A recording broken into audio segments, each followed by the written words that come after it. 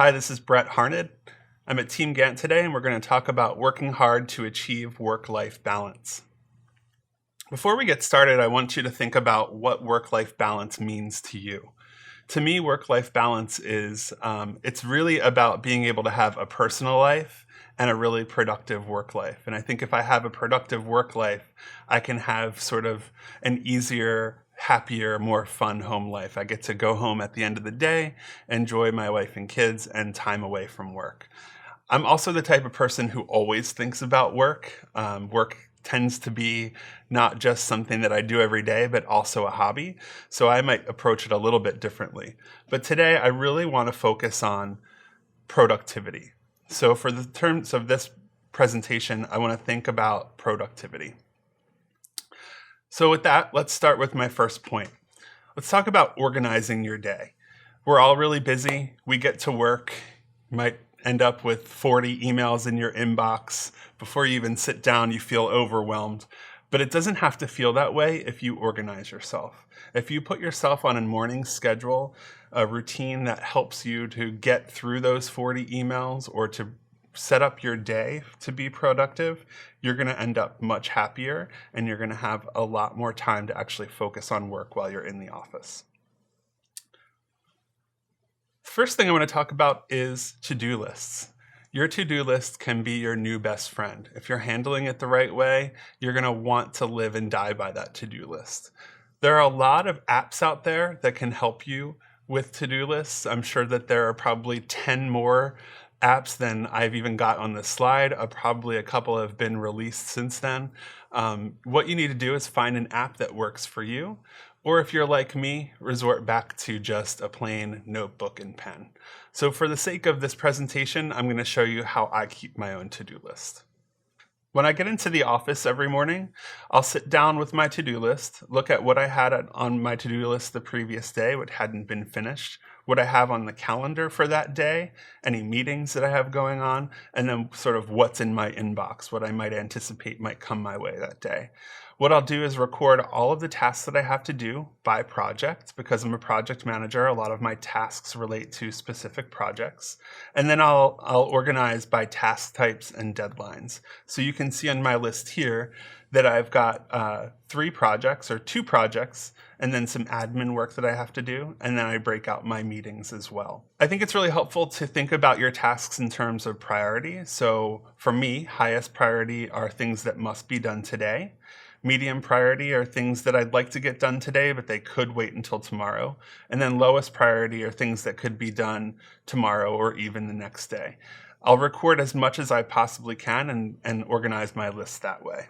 And then as I go through my actual to-do list, I'll prioritize my notes. You can see on this slide of my notebook, I've circled things in red that are highest priorities. Those are things that I really want to get done today. This will help me understand how I'm going to organize my day and my week.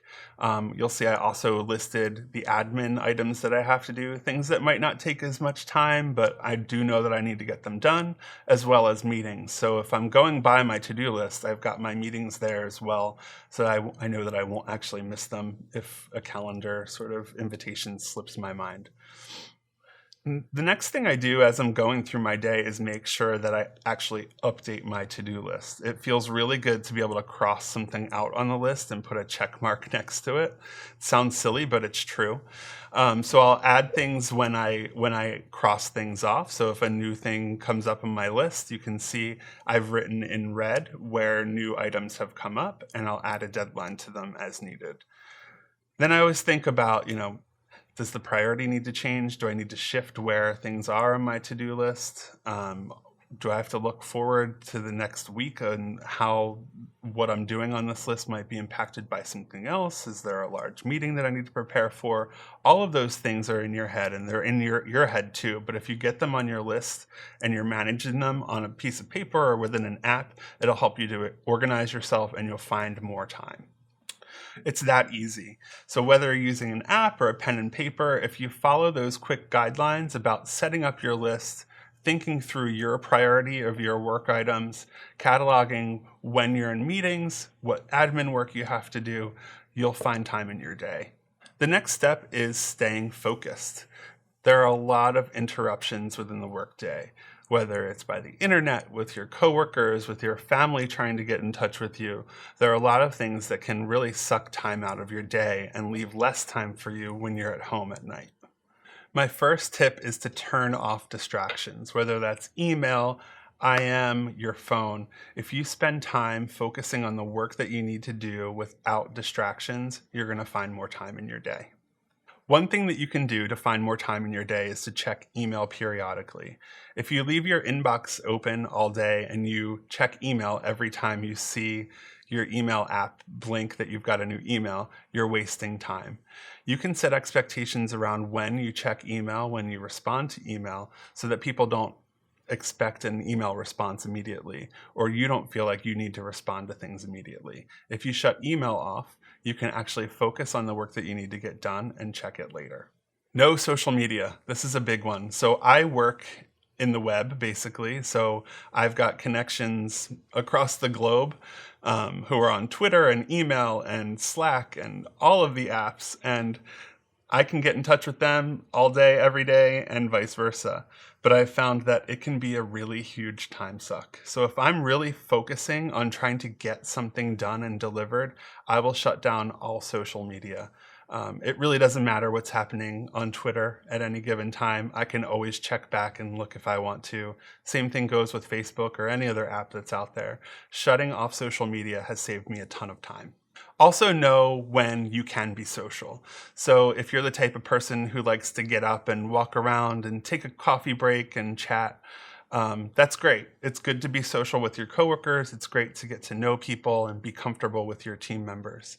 If you're trying to save time and focus on getting your work done, know when you can be social. Know that if you get up and take a coffee break and talk to one of your coworkers, that could eat 20 minutes to a half an hour out of your day. That's 20 minutes or a half an hour that you could focus on getting something done. So thinking about that, keeping that in the back of your mind will make you make better judgments in your workday. And it doesn't mean that you won't be social and you won't have friends at work. It just means that you'll focus on your work and you'll focus on being more productive. Next is control your calendar. So this is really tough, especially for project managers, because we're often pulled into meetings or asked to schedule meetings, but there's work that we need to get done at our desks in solitude. So know that you can control when things are scheduled. If you're busy and you need to get work done, it's easy to say, sorry, I can't do this meeting now. Can we push it to an hour later, or can we do it tomorrow morning? Never feel like you have to accept a calendar invitation to a meeting just because it was sent to you. Feel free to ask or negotiate for a better time if you need it. Structuring your days. Some people aren't able to do this, but if you are, this can be a good practice. Think about doing no meeting zones, times in the week where nobody in your team or your company actually attends meetings. This means that everyone is focused on getting work done for a good chunk of time during the day, or even a full day. Also think about different or alternate workspaces. Sometimes people work better at home or in a coffee shop or somewhere outside of the office. If you can structure time that works for everybody in your office, everybody will be more productive. If that doesn't work for you and you just really want to be at your desk, you can be the only person in the office, and maybe that'll work for you too. Next, I want to talk about being an effective communicator. I think it's really important to remember that there's no such thing as over-communication. I think the more that you can put information out there and share information about a project or what's happening within a company or within a team, the better everyone's going to be. The more you communicate, the more people will understand details of projects and things that are happening on the project, and the better outcome you'll get. You also want to set communication expectations. This goes back to the email rule. If you're not checking email continuously through the day, let people know. If you've blocked out time of your day to get work done, let people know. Let them know that you don't want them to message you. That's okay. If you're going to be away, let people know. It's okay to shut off your email or your instant messenger, but just let people know that you're going to be away and let them know when you will get back to them if you need to get back to them. Another important tip is to actually listen to people. I've found in so many meetings that people bring their laptops in and there's a conversation happening maybe with 6 people and 4 people are on laptops. You have to wonder if people are listening and if it's actually worth their time and if they're being productive in the meeting. I recently started a rule that no laptops or tablets were allowed in meetings because I felt like it was lengthening our meetings and really taking away from the overall point of a meeting. Taking notes is an obvious one, but it's very important. If you have a meeting and you have one person with a laptop there and that person's taking meeting notes, that person is actually recording what's happening in the meeting and making sure that everyone is productive and on track. The next is to be proactive.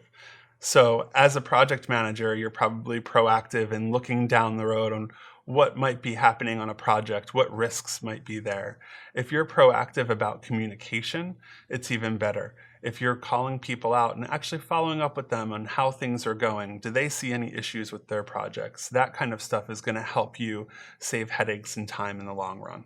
Next is providing regular status updates.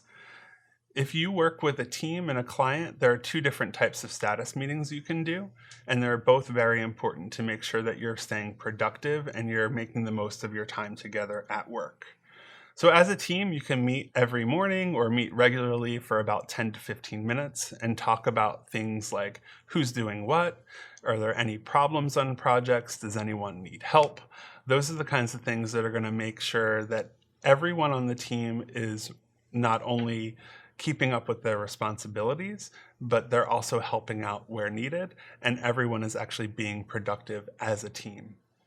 At the same time, you want to provide regular status updates to your clients to make sure that everyone has a general understanding of the project process, temperature checks on how things are going, task prioritization, all of the things that are going to contribute to actually moving your projects along quickly and actually being productive.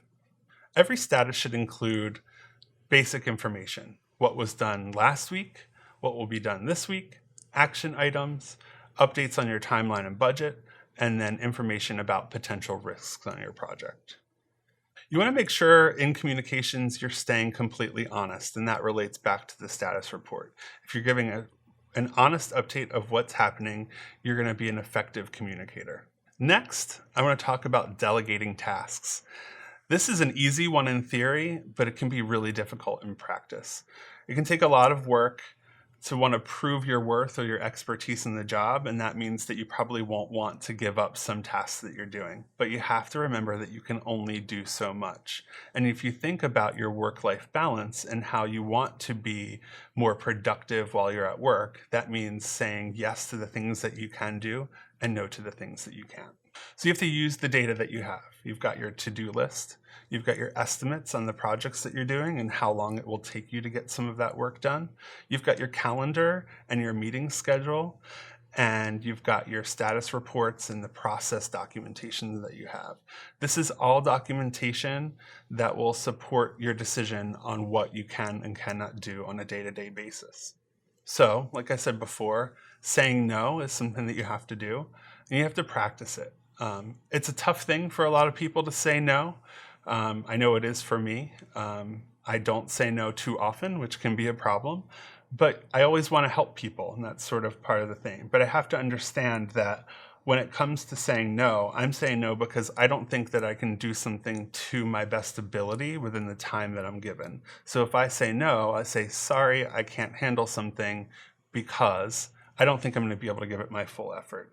And that is like a weight lifted straight off of my shoulders. And it helps me to have a better balance, and not only in my work day, but then I don't bring the stress home of all of the things that I need to do that I know I can't accomplish within a certain time frame. Next is to enjoy work, have fun, and take it easy when you can. It sounds silly, but if you're not enjoying your job, then why are you in your job? You have to follow the fun. You have to be a person who likes to go to work every day. I know that not everybody has a job that they consider to be fun, but sometimes you have to make your own fun in order to maintain some balance. Some ways to have fun at work. First, keep perspective. Remember how important your work is. Are you saving lives? Are your decisions impacting the world? Maybe they are. Maybe that's the perspective you need to have. How can you have fun within that setting? I don't want to minimize your work, but it's important to think that if you're trying to maintain a work-life balance, You have to kind of keep perspective on what impact your work is having on the world around you and the world sort of bigger than you. You have to be yourself. If you're comfortable and you're yourself in your work environment, you're going to be much more productive. You're going to be happy to do the work that you're doing. You're going to feel comfortable and confident in the work that you're producing. You have to take breaks. 5 minutes here, 15 minutes there, an hour for lunch. Those things all add up. But if you're stressed out, you probably need that time. So be sure to make some time for yourself and try to get some physical activity in those breaks. Maybe you're just taking a walk around the office. Maybe you're going outside. Maybe you're working out on your lunch break. Make sure that you're actually getting up and moving around and actually feeling healthy and good about yourself. At the end of the day, if you put the effort into your work, the effort that will make your work great, you'll have the time to put the same effort into your home life. So you can work hard and be happy. That's the end of my presentation. Thanks so much for watching, and we'll see you next time.